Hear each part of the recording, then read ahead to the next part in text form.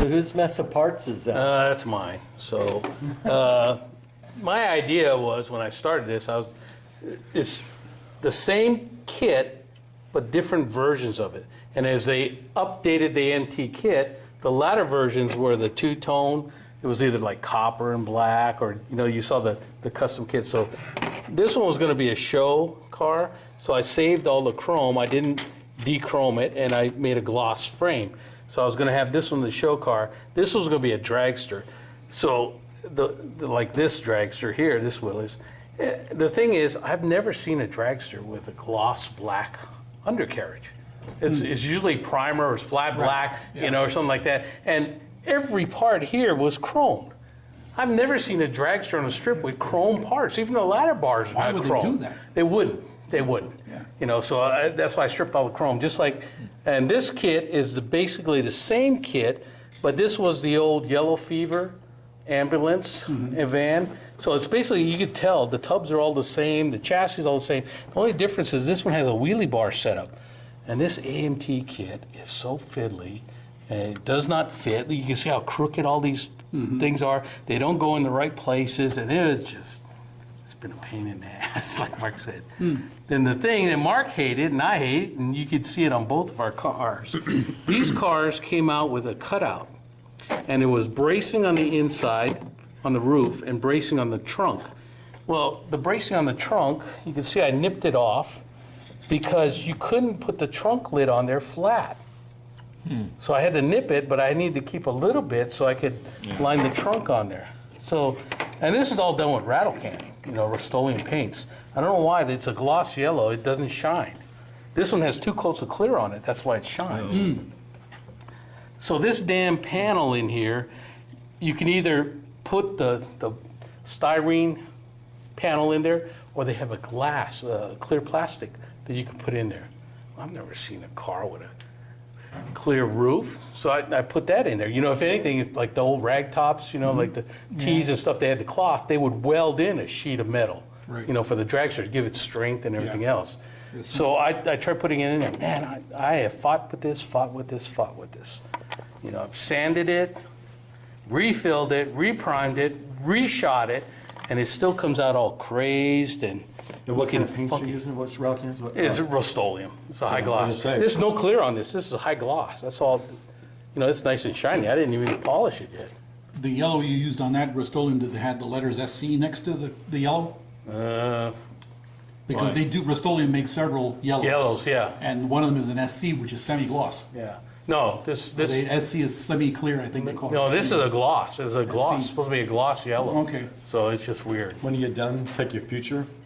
A lot of people spray it. I've taken just a Q-tip. I would just take a Q-tip and just start painting. Paintbrush, you can use paintbrush. It'll level off everything. Yeah, but it won't get rid of these owies. No. So that's why. It'll bring a shine down. Yeah, I'm going to have to take it down one more time. But I got all the pinstriping. I taped it off, and the pinstriping looked pretty good. Yeah. But I'm going to have to reshoot the black again one more time. So, and the seats, what I did was I painted them black, and then they're supposed to be like a vinyl seat. So I used Futurin on it to give it a shine just in the center parts. And I just highlighted the buckles with the silver. So hopefully, and to me, they're dragsters, so supposed to be an aluminum tub, so that's why I painted these aluminum. I didn't paint them black or anything. What did you use as a primer under the yellow?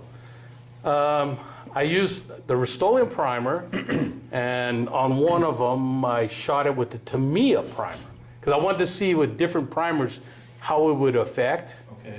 And they all shot really well, except for the damn roof. Yeah, the primer, were they both white primers? The yellow one was white, this was a black primer. Okay, Yeah. Why? Have you tried Just kind of Rust-Oleum curious primer? because. you Yeah, that's know, what it it's was. Really hard color to paint. Yeah. Right. It's too transparent. Yeah. Don't So, you hate that, though? That's why, that's the one thing that really jerks me about model building is painting. There's always something. yeah, I like building, I like putting them together. Painting is, and right now, I have nowhere to paint. I got little, so I got I a paint 6-month-old and a 3-year-old in the house, so I cannot spray in the house. It's too freaking cold in the garage, so and I'm not gonna be a set and set myself on I painted that fire. roof 3 times before I finally got it, and it's still not good. But see, you look at Mark's is like his is the exact same kit, that's why. And you can see his roof, you have the outline again still. And he's probably like me. How many times do you sand it, Mark? 3. Yeah, see? No kidding. And I don't know why, it just will not. And I've used Mr. Surfacer to fill in the fine gap, and that made it more level. But I started at 300 and went all the way up to 3,000 grit. And by filling with hand in the warm water with Dawn dish liquid, like we do on cars, real one-to-ones, I thought it was fine. It looked fine. It dried, it looked fine. Next time you do something like that, get yourself a large magnifying glass.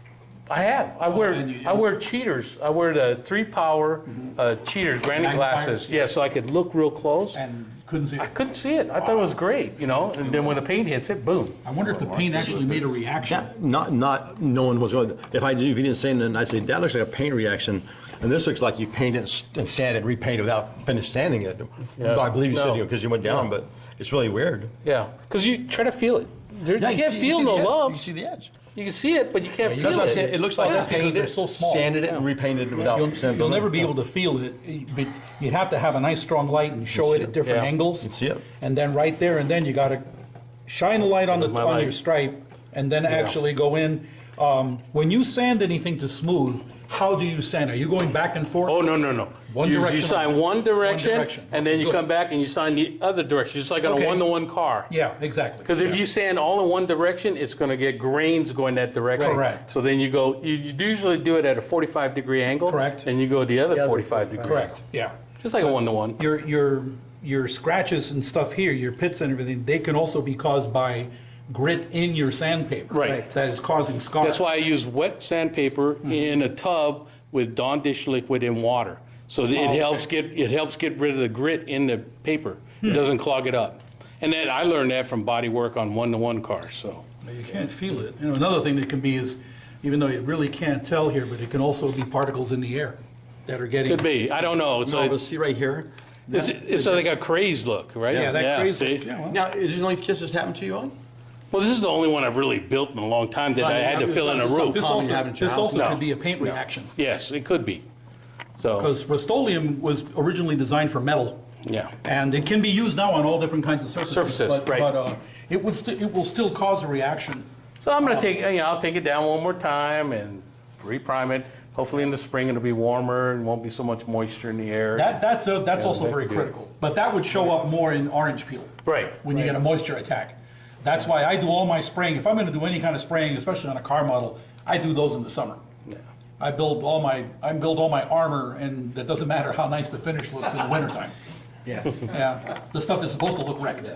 Well, the thing I do is, people say it don't make a difference, but, when you're doing one-to-one cars too, if the paint is warm, it helps. Oh, yeah. So I always set my paint can in boiling water out of our incinerator. I let it sit there for a couple of minutes, and then I'm shaking it, putting it back in, shaking it, put it back in, and then I'll hit it 1-2 passes, put it back in the water, and I'll let it dry for 5 to 10 minutes, come in and hit it twice more passes. So that's why it doesn't really get really cold, and I take it in the house to dry. Use the same technique next time, but don't put the water at boiling or high temperature. Just put it about 2 to 3 degrees above. Well, it comes out of the sinkerator, so, I just, Wow, that's still pretty So- hot. That can be pretty hot. Just spray Fair it, warning, you spray it I will- outside in your garage and you can't. outside. Outside. Yeah, and then I go back in the garage, put my paints away, take those upstairs to dry in the warm house. Fair warning, a little safety notice. Kids at home, you're not supposed to be watching this video anyway, but do not warm up your cans in hot water on the stove. No, not on the stove. You will see those cans Harborview. just pop, the bottom is gonna pop out and Or it might explode. not good, or it might explode, so. Hey, fair Mark, warning. you want to bitch about your AMT kit? On to the next one. Okay.